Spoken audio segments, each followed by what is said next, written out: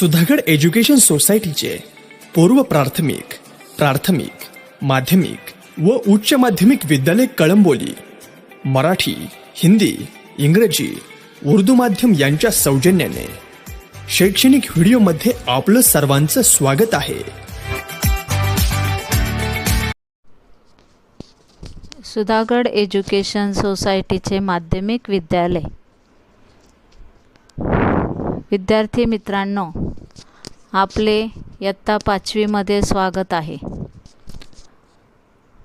आज आपण इयत्ता 5वी परिसर अभ्यास 1 यातील कुटुंबातील मूल्य हा धडा पाहणार आहोत। आता तुमच्या कुटुंबामध्ये सहलीला जाण्याचा निर्णय कसा घेतला जातो? ज्या वेळेला तुमच्या कुटुंबामध्ये सहलीला जाण्याचा निर्णय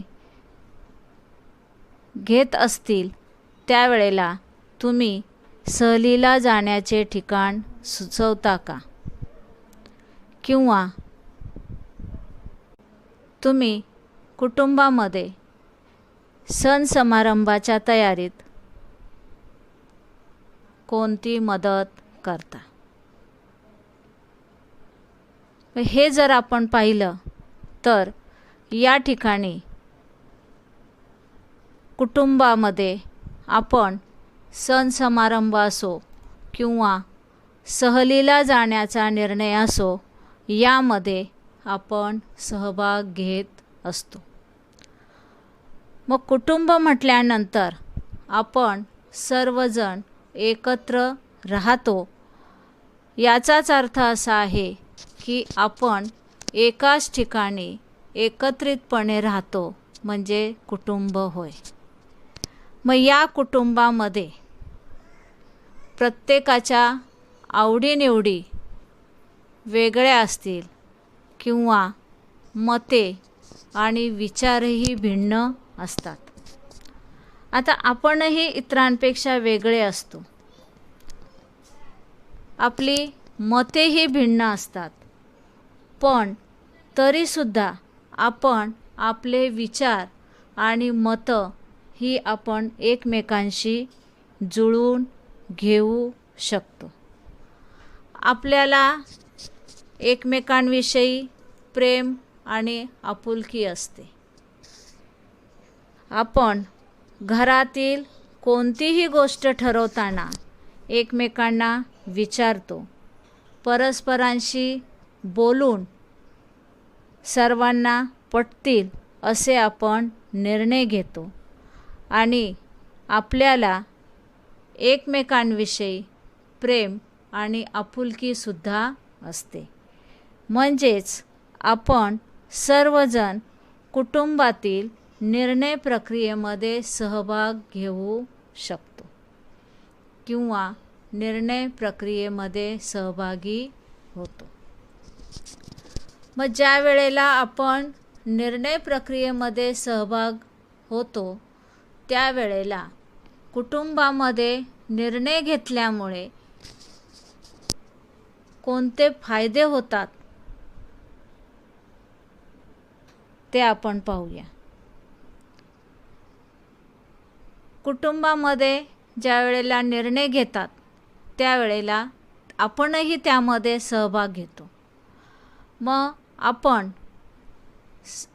निर्णय प्रक्रियेमध्ये सहभाग घेतल्यामुळे आपल्याला काय वाटते हे सांगण्याची त्या ठिकाणी प्रत्येकाला संधी मिळते। एकमेकांना विचारून निर्णय घेतल्याने त्यावरती चर्चा केली जाते आणि त्या विषयावर चर्चा होऊन त्याविषयीच्या सर्व बाजू समजतात। घरामध्ये आपणही निर्णय दिल्यामुळे आपल्याही मताला महत्त्व दिलं जातं आणि त्याच्यामुळे घरात आपल्या म्हणण्याचा आदरही केला जातो आणि आपल्याला आपल्या कुटुंबाबद्दल आणखीन जवळीक निर्माण होते। मग ज्या पद्धतीने आपण आपल्या कुटुंबामध्ये काही निर्णयामध्ये सहभाग घेतो, तसाच तो आपल्या सार्वजनिक प्रश्नांबाबत सुद्धा असतो. त्यामध्ये आपण अनेक लोक सहभागाच्या बातम्या पाहतो. त्याच्यामध्ये महानगरपालिकेच्या अंदाजपत्रिकामध्ये नागरिकांचा सहभाग असतो. मग खर्च कोणत्या बाबीवर करायचा हे त्या ठिकाणी नागरिक ठरवतात. शहराचा विकास आराखड्यामध्ये हरकती नोंदवण्यासुद्धा नागरिकांची गर्दी होते. एवढंच नाही तर नागरिकांच्या प्रयत्नातून साकारलेल्या 6 गावांना जोडणाऱ्या रस्त्याचे उद्घाटनसुद्धा नागरिकांच्याच प्रयत्नातून होतं. मग ज्या वेळेला आपण सार्वजनिक प्रश्नाबाबत सहभाग घेतो, त्यावेळेला आपल्या परिसरामध्ये असणारे अनेक छोटे मोठे बदल व्हावेत असं प्रत्येकाला वाटतं. आणि मग आपल्या परिसरातील बदलाविषयीचे निर्णय सर्वांनी मिळून घेणे हिताचे असते. सरकारने सार्वजनिक हितासाठी एखादा निर्णय घ्यावा किंवा घेऊ नये यासाठी लोक आग्रह धरू शकतात. आता या ठिकाणी जर आपण विचार केला तर कुटुंबामध्ये आपण अनेक निर्णयामध्ये अवश्य सहभागी होतो, परंतु त्या ठिकाणी आपण इतरांचं म्हणणंसुद्धा आपण ऐकलं पाहिजे आणि ऐकून आपलं मत त्या ठिकाणी बनवू नये. जर आपल्याला ते पटत नसेल तर आपल्याला जे म्हणायचं आहे ते मत आपण मांडू शकतो.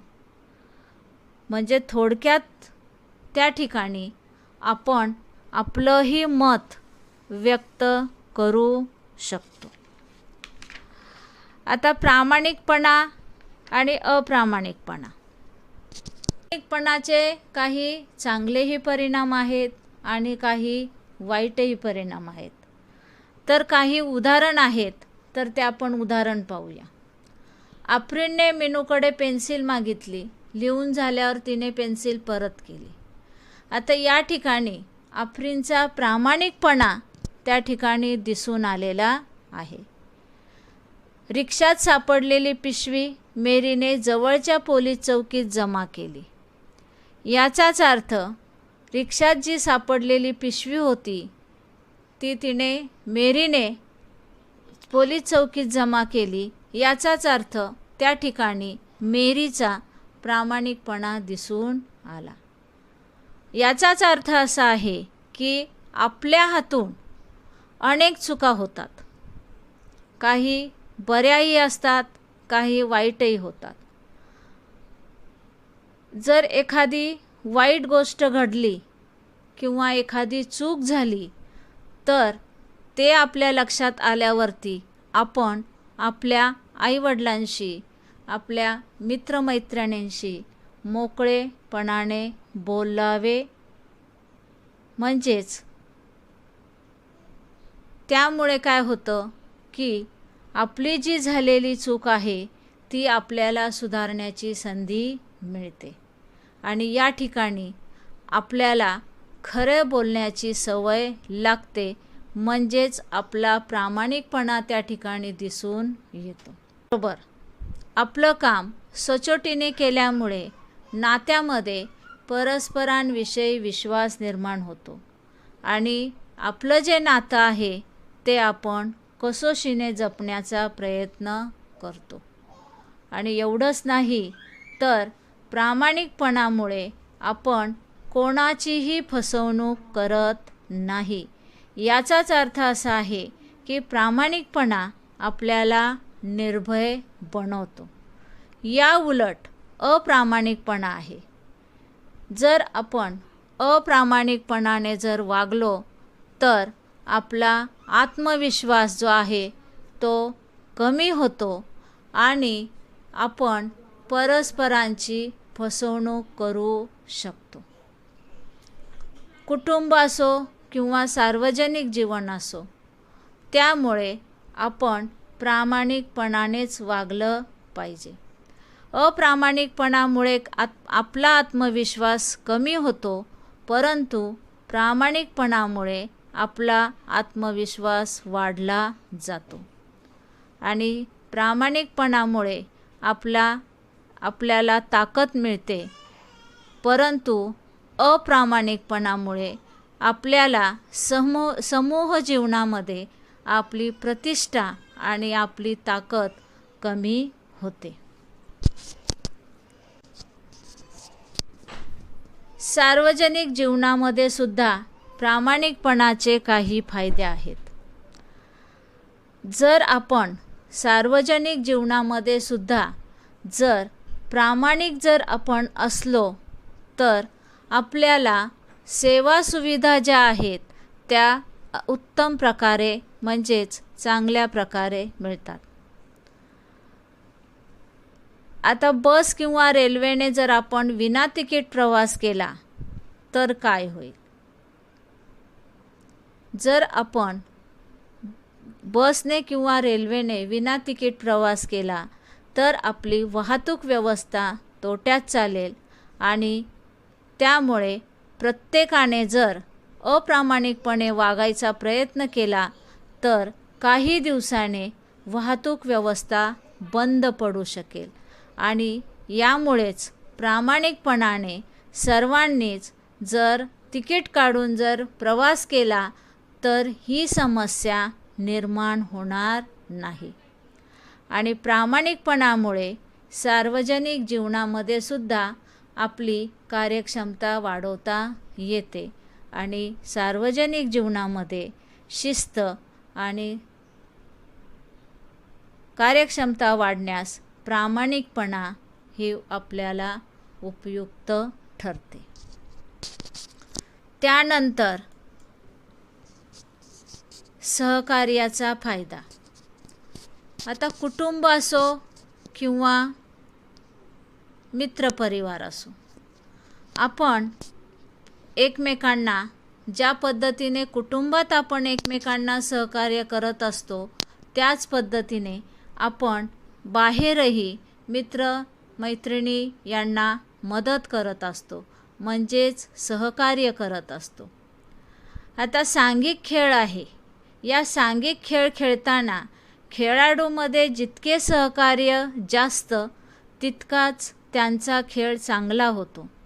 परंतु जर खेळातील सहकार्याची भावना ही खेळापुरती जर मर्यादित न ठेवता ती आपल्या सामाजिक जीवनामध्ये आणली तर आपल्याला सामाजिक जीवनामध्ये सुद्धा प्रत्येकाला सहकार्याची गरज असते.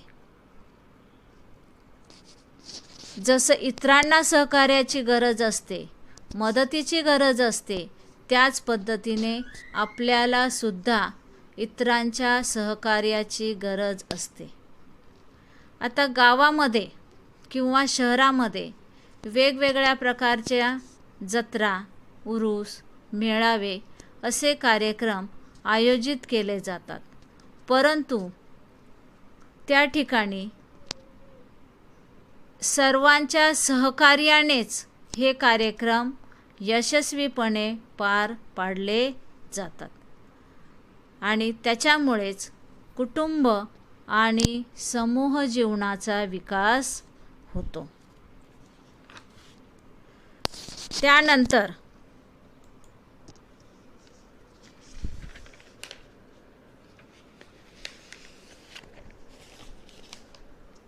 पुढचा जो भाग आहे तो आहे सहिष्णु वृत्ती.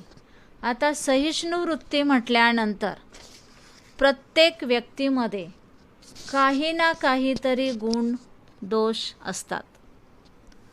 आता हे जे गुण दोष आहेत ते आपण पालक, मित्रमैत्रिणी यांच्या मदतीने ते आपण दूर करू शकतो.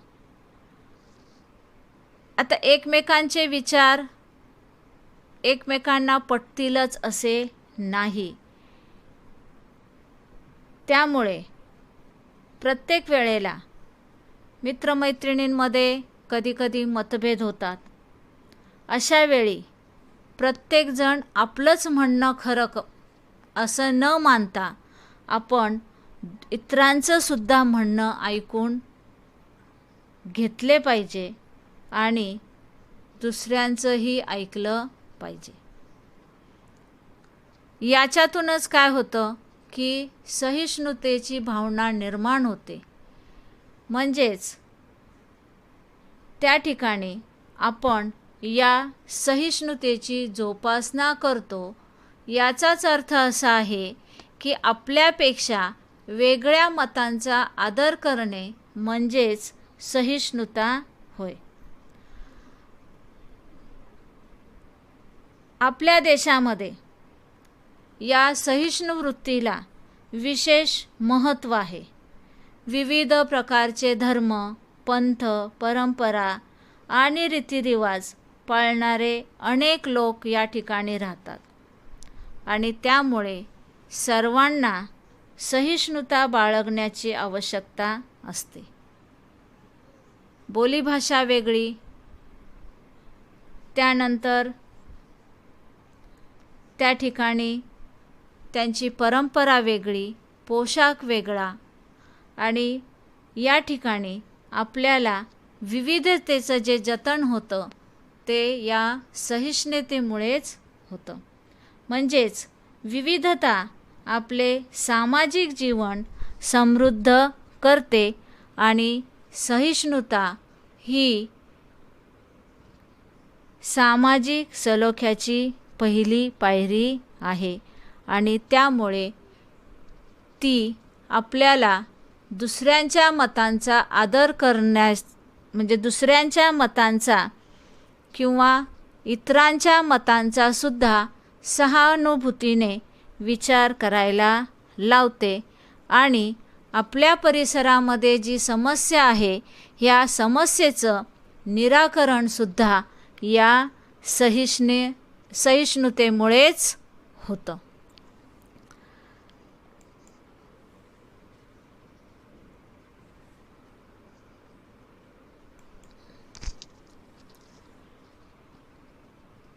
आता माणूस म्हटल्यानंतर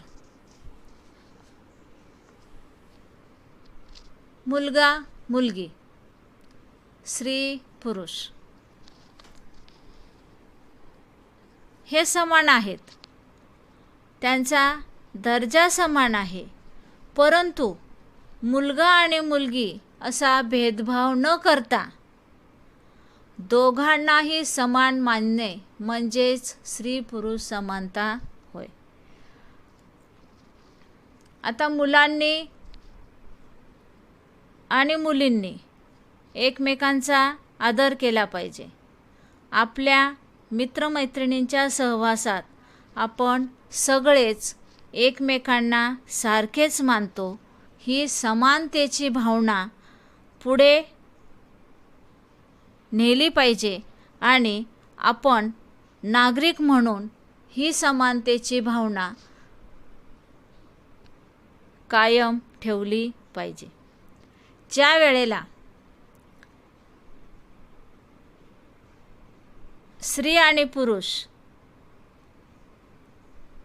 यांची समानतेची भावना जर वाढीस लागली तर त्यामुळे सर्वांना प्रगती करता येईल. याचाच अर्थ असा आहे की या ठिकाणी सर्वांना शिकता येईल.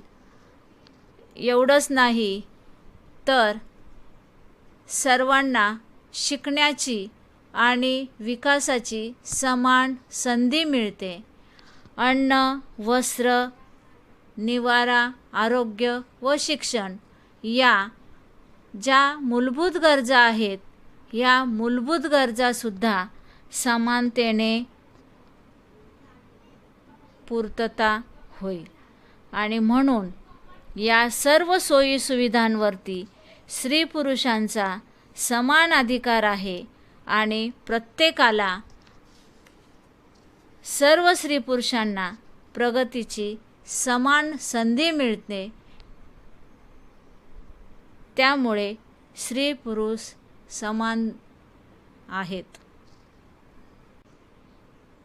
आणि स्त्री पुरुष समान असल्यामुळे त्यांच्यात भेदभाव करणं योग्य नाही.